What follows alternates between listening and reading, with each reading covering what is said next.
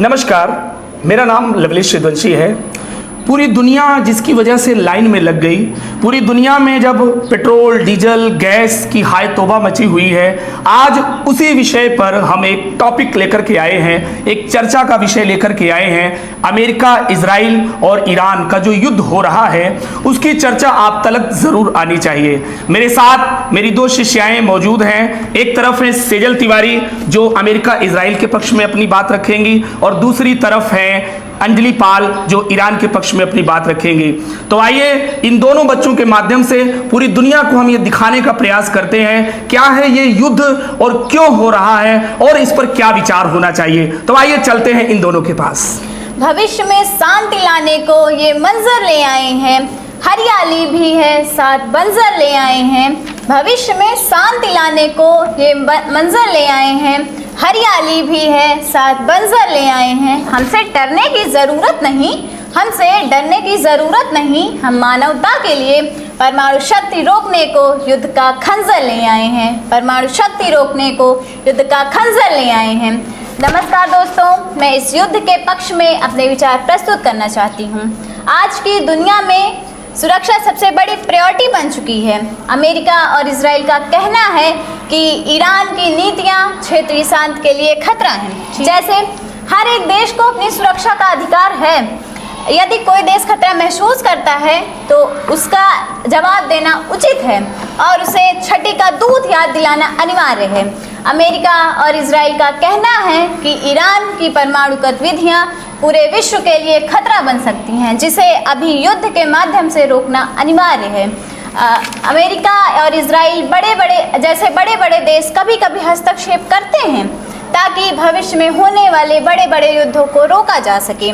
इसलिए अभी का हमारे द्वारा किया गया युद्ध व संघर्ष जरूरी कदम है। धरा पर पानी बरसता है हमारे विश्व में, मगर खेत पानी को तरसता है हमारे विश्व में। धरा पर पानी बरसता है हमारे विश्व में, मगर खेत पानी को तरसता है हमारे विश्व में। जिंदगी का हाल खस्ता है हमारे विश्व में, जिंदगी का हाल खस्ता है हमारे विश्व में। दूध महंगा और खून सस्ता है हमारे विश्व में, खून सस्ता है हमारे विश्व में। नमस्कार श्रोताओं, मैं इस युद्ध के विपक्ष में अपने विचार प्रस्तुत करने के लिए यहाँ उपस्थित हूँ। किसी भी युग में युद्ध कभी भी न किसी समस्या का समाधान था और ना ही हो सकता है, क्योंकि युद्ध तो स्वयं समस्याओं का जन्म देता है। आपको याद है सेजल तिवारी, 1914 का फर्स्ट वर्ल्ड वार और 1939 का सेकंड वर्ल्ड वार। इन युद्धों से विश्व को क्या मिला? केवल और केवल विनाश। दो देश आपस में लड़ते हैं जिसका खामियाजा उस देश के मासूम नागरिकों को भुगतना पड़ता है। छोटे छोटे बच्चे अनाथ हो जाते हैं, लोग बेघर हो जाते हैं, न जाने कितने बेकसूर को मार दिया जाता है। मैं कहती हूँ कि जब बातचीत और डिप्लोमेसी से काम बन सकता है तो बेफिजूल में लड़ाई झगड़ा, मारकाट, युद्ध और हिंसा क्यों? आपको मालूम है, आपके इन युद्धों से वर्ल्ड की इकोनॉमी वीक हो जाती है, जिसका असर डायरेक्ट व्यक्ति की जेब पर पड़ता है। आपको पता है ये युद्ध मानवता के लिए बहुत बड़ा खतरा है। That's why this war is not justified. It should be stopped immediately. It's okay Anjali ji, but I am in this favor कि अपनी व अपने राष्ट्र की सुरक्षा सबसे पहले रखी जानी चाहिए। जब बात अपने राष्ट्र की सुरक्षा की हो तो नरमी नहीं, युद्ध जैसे कठोर निर्णय लेने पड़ते हैं। आखिर अमेरिका और इजराइल बार बार कहते आए हैं कि ईरान की परमाणु गतिविधियां उसकी सुरक्षा के लिए सबसे बड़ा खतरा है। और अंजलि जी, मैं आपसे पूछना चाहती हूँ कि क्या कोई देश अपने ऊपर खतरा मंडराता हुआ देखकर चुप रह सकता है? बिल्कुल नहीं। इसलिए ईरान जैसे देशों पर हमला करना ही चाहिए। अंजलि जी, समय रहते हर खतरे को रोकना ज़रूरी होता है। यदि आग को शुरुआत में नहीं बुझाया गया तो वह पूरी दुनिया को जलाकर राख कर देगी। अगर परमाणु शक्तियाँ गलत देश के हाथों में आ गई तो उसका खामियाजा केवल एक देश को ही नहीं बल्कि पूरी मानवता को भुगतना पड़ता है। वैसे युद्ध ज़रूरी है, लेकिन यदि आपके अनुसार युद्ध बुरा है तो उससे भी बुरा है खतरे को देखते हुए चुप बैठना। अगर अंजलि जी अभी आपको मारने के लिए कोई प्लान कर रहा हो तो क्या आप चुप बैठेंगी? नहीं, आप चुप नहीं बैठेंगी। शायद आप भी अमेरिका इजराइल की तरह युद्ध का रास्ता अपनाएंगी। इसीलिए जब लड़ने की नौबत आ जाए तो हथियार ज़रूरी है, मनमानी को रोक सके वो शब्दों में धार ज़रूरी है। लड़ने की नौबत आ जाए तो हथियार ज़रूरी है, मनमानी को रोक सके वो शब्दों में धार जरूरी है। बड़े बड़े ग्रंथों को पढ़कर हमने यही सीखा है, खुद पर हमला हो तो दुश्मन पर वार जरूरी है, खुद पर हमला हो तो दुश्मन पर वार जरूरी। ठीक है सेजल जी, आपके अनुसार बिना सोचे समझे, बिना बातचीत के भावनाओं में बहकर हमला कर देना चाहिए, but I am not agree with you, क्योंकि किसी विद्वान ने कहा है कि युद्ध की जीत में भी एक हार छुपी होती है। क्योंकि जीत तो सिर्फ एक पक्ष की होती है ना, लेकिन हार पूरी की पूरी मानवता की होती है, पूरी मानव धर्म की होती है। आदरणीय सेजल जी, युद्ध में मौत तो सिर्फ मासूमों की होती है, बम तो सैनिकों पर गिराए जाते हैं। आज महंगाई से जन जन का प्यार मारा जा रहा है, आज महंगाई से जन जन का प्यार मारा जा रहा है। विस्फोट हो रहे ऐसे जीवन का आधार मारा जा रहा है, विस्फोट हो रहे ऐसे जीवन का आधार मारा जा रहा है। नेता मंत्री ऐश में है, आम लोगों का परिवार मारा जा रहा है। नेता मंत्री ऐश में है, आम लोगों का परिवार मारा जा रहा है। कुछ लोगों की जिद के कारण पूरा का पूरा संसार मारा जा रहा है, पूरा संसार मारा जा रहा है। अतः हमें ये तय करना होगा कि इस विश्व को शांति का गुलशन बनाना है या जंग का मैदान। अंजलि जी, इजराइल के प्रधानमंत्री बेंजामिन नेतन्याहू लगातार कहते आए हैं कि ईरान की परमाणु सोच पूरी दुनिया व क्षेत्रीय शांति के लिए सबसे बड़ा खतरा है। अगर ईरान मान गया होता तो आज उनके सर्वोच्च नेता अली खामनेई की मृत्यु ना हुई होती। ईरान की विरोधी गतिविधियों के कारण ही अमेरिका इजराइल के समर्थन में खड़ा हुआ और उन्होंने इस युद्ध को आतंकवाद के खिलाफ लड़ाई बताई है। अंजलि जी, अमेरिका के राष्ट्रपति डोनाल्ड ट्रंप ने इस युद्ध के कुछ अन्य मुख्य कारण भी बताए हैं, ध्यान से सुनिएगा। ईरान के परमाणु कार्यक्रम को लेकर संदेह है कि वह परमाणु हथियार बना रहा है जो कि पूरे विश्व के लिए खतरा बन सकता है। सबसे बड़ी बात, ईरान पर ये आरोप है कि वह कई आतंकवादी संगठनों हिजबुल्लाह, हमास, आईएसआईएस जैसे आतंकवादी संगठनों को समर्थन देता है, जिससे और इसने इजराइल पर ड्रोन व मिसाइल हमले भी किए। तो आप ही बताइए अंजलि जी, ऐसी स्थिति में युद्ध ही तो जरूरी है जिससे अपने अस्तित्व की सुरक्षा हो सके। सेजल जी, आप किस अस्तित्व की बात कर रही हैं? जब आपके इन युद्धों से दुनिया का विनाश हो जाएगा तब कौन बचेगा अस्तित्व के विषय पर प्रश्न पूछने के लिए? बंदूकें और बम कभी शांति नहीं लाते, ये तो सन्नाटा, विनाश और तबाहियां लाते हैं। आपको पता है ये युद्ध धीरे धीरे तृतीय विश्व युद्ध का संकेत दे रहा है।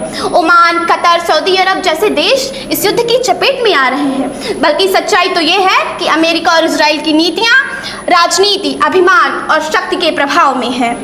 ये भी तो एक प्रकार का आतंकवाद ही तो है। भारत के प्रधानमंत्री नरेंद्र मोदी जी भी आतंकवाद के खिलाफ सख्त रुख अपनाने की बात करते हैं और कहते हैं कि युद्ध की जगह बुद्ध की शांति स्थापित होनी चाहिए। ये युद्ध नहीं, दुनिया को दो हिस्सों में बांटने की शुरुआत है। सुनिए सेजल जी, आपके इन युद्धों से विश्व में पेट्रोलियम, गैस सिलेंडर, डीजल जैसे अति आवश्यक संसाधन कम पड़ जा रहे हैं। लोग लाइन में खड़े पड़े हैं, हॉर्मुज़ स्ट्रेट जैसे रास्ते बंद पड़े हैं। इसीलिए ये युद्ध का समय नहीं बल्कि संवाद, संतुलन और शांति का समय। अंजलि जी, मैं आपके कुछ बातों से सहमत हूँ, लेकिन मैं आपको बताना चाहती हूँ कि जब इजराइल के अस्तित्व पर खतरा मंडराया तभी अमेरिका इनके समर्थन में खड़ा हुआ। और अंजलि जी, आप पेट्रोल डीजल महंगाई की बात करती हैं, लेकिन अपनी सुरक्षा के लिए थोड़ी सी महंगाई सही जा सकती है। सुनिए अंजलि जी, महंगाई से जिंदगी थोड़ी मुश्किल हो सकती है, लेकिन आज की असुरक्षा से भविष्य की जिंदगियां खत्म हो सकती हैं। इसलिए ईरान को इस परमाणु हथियारों की दौड़ से रोकना ज़रूरी है।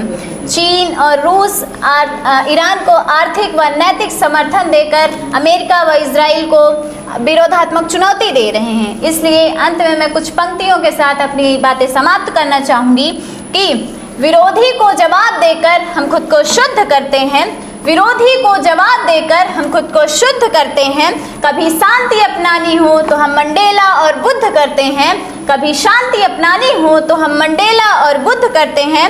ये 21वीं सदी की दुनिया है, हम कभी चुप नहीं बैठते।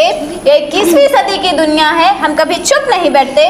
दुश्मन को करारा जवाब देने के लिए हम युद्ध करते हैं, दुश्मन को करारा जवाब देने के लिए हम युद्ध करते हैं। मैं भी आपकी कुछ बातों से सहमत हूँ, लेकिन याद रखिएगा, जब जब युद्ध होता है सिर्फ गोलियां नहीं चलती, साथ साथ महंगाई भी चलती है। इस जंग की कीमत सिर्फ सीमा या सरहद पर नहीं बल्कि हर एक घर की रसोई घर को चुकानी पड़ रही है।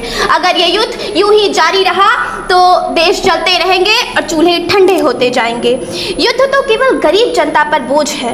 सेजल जी, मुझे लगता है कि ईरान को भी अपनी सुरक्षा के लिए परमाणु हथियार बनाने का अधिकार है। आखिर ईरान की परमाणु नीति उसकी संप्रभुता का हिस्सा है। मैं पूछती हूँ कि अगर ईरान के हित के लिए कुछ प्रॉक्सी संगठन उसका समर्थन कर रहे हैं तो इसमें क्या गलत है? ये युद्ध सबकी लड़ाई अपने हितों के लिए है, कोई मध्यस्थता नहीं करना चाहता। कुछ लाइनों के साथ मैं अपनी बात को समाप्त करना चाहूँगी कि हिंसा का अंधेरा हो जाए तो चौंकना ज़रूरी है। हिंसा का अंधेरा हो जाए तो चौंकना ज़रूरी है। कोई बगावत पर उतर आए तो उसे टोकना ज़रूरी है। कोई बगावत पर उतर आए तो उसे टोकना ज़रूरी है। मानती हूँ ये 21वीं सदी की दुनिया है, मानती हूँ ये 21वीं सदी की दुनिया है, मगर लड़ना कोई हल नहीं। इसीलिए इस विश्व को सुरक्षित रखने के लिए युद्ध को रोकना ज़रूरी है, युद्ध को रोकना ज़रूरी है। धन्यवाद। धन्यवाद। तो ये हम आप पर छोड़ते हैं कि आप क्या सोचते हैं, आप क्या विचार करते हैं कि इजराइल अमेरिका सही कर रहा है या ईरान सही कर रहा है। आप अपने लाइक और कमेंट से जरूर बताइएगा कि क्या होना चाहिए और क्या नहीं होना चाहिए। इसी बात के लिए जय हिंद, जय भारत।